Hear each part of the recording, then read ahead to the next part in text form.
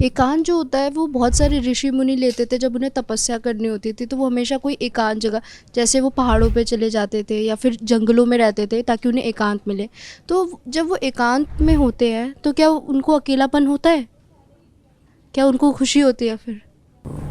मुझे लगता है कि ये बात तुम्हें पूरी तरह से पता नहीं है। आपके प्रश्न में भी कन्फ्यूजन है और समाज की नज़रिए में भी कन्फ्यूजन है। ऋषि मुनि कभी भी एकांत में नहीं जाते। ऋषि मुनियों को एकांत में जाने की जरूरत भी नहीं पड़ती। ऋषि मुनि तो जहां है वहीं एकांत है। उनका शरीर यहाँ है, वो आंख बंद करेंगे निकल लेंगे। जहां है वहीं शांत, वहीं एकांत है। वो तो तब जाते हैं एकांत में जब उन्हें कोई ऐसा शोध करना है, कभी कोई ऐसा रिसर्च करना है। आज के जो रिसर्चर हैं, जिनको आप वैज्ञानिक कहते हो, वो पहले के ऋषि थे, तो उन्हें रिसर्च करना होगा कोई चीज का, तो सार्वजनिक रूप से नहीं कर सकते। उसका न जाने क्या दुष्परिणाम हो, तो उसके लिए एकांत चाहिए होता है। आप अपनी मनसा, अपना प्रश्न और अपना उद्देश्य, ये सब चीजें समझोगे तो तुमको समझ में आएगा एकांत का उद्देश्य क्या है। आप एकांत किस लिए चाहते हो? एकांत आप इसलिए चाहते हो क्या कि आपको फोन पर अनर्गल वार्तालाप करना है? इससे ज्यादा खुल के नहीं बोल सकता।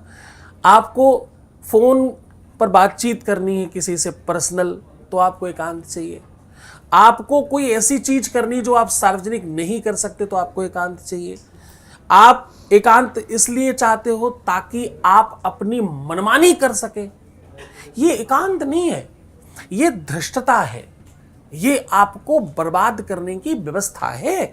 संत तो रिसर्च करने के लिए एकांत चाहते हैं। उनके पास एकांत के लिए की भी बड़ा उद्देश्य है। उद्देश्यपूर्ण कोई काम कर रहे हो तो वो एकांतिक नहीं है, वो किसी व्यवस्था के साथ हैं। तो आपका मन आपकी बुद्धि कैसे चलता है? आपका मन और आपकी बुद्धि आपके उद्देश्य के अनुकूल चलता है। आप किस निमित्त हैं, आपको पता कहाँ लगता है आप एकांत में हो? आप कभी कभी खूब लोगों के बीच में बैठे होते हो पर फिर भी गुम हो जाते हो। लोग बोलते हैं कहाँ ध्यान है, तो बस यही एकांत है। वो साधना में चले जाना, यही तो एकांत है। उद्देश्य अगर क्लियर होगा तो एकांत भी सबके साथ है, और उद्देश्य क्लियर नहीं है तो सबके साथ रह करके भी आप एकांत में। तो मुझे लगता है आप उस विषय को उसी आधार पर समझो। और साधु संत तो अपन है भी नहीं, हम लोग तो गृहस्थ लोग हैं, घर में रहने वाले, तो बच्चे तो पढ़ने वाले लोग हो। तो तुमको तो एकांत चाहिए ही नहीं। पढ़ाई के लिए भी जब तुम बहाना करके एकांत करते हो ना, तो पढ़ते ही नहीं हो। क्या कह रहा हूं मैं?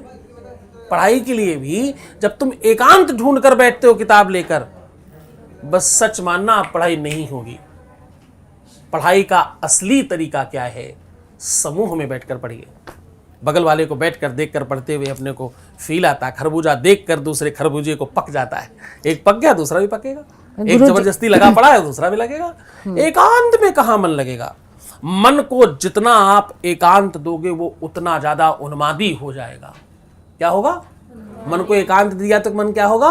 मन उन्मादी हो जाएगा, मन तुम्हारा निरंकुश हो जाएगा, मन तुम्हारा उत्पात करेगा, और मन तुम्हारा व्यसन में लगेगा, मन तुम्हारा गलत दिशा में भागेगा। उसे रोक पाना किसी की बस की बात नहीं।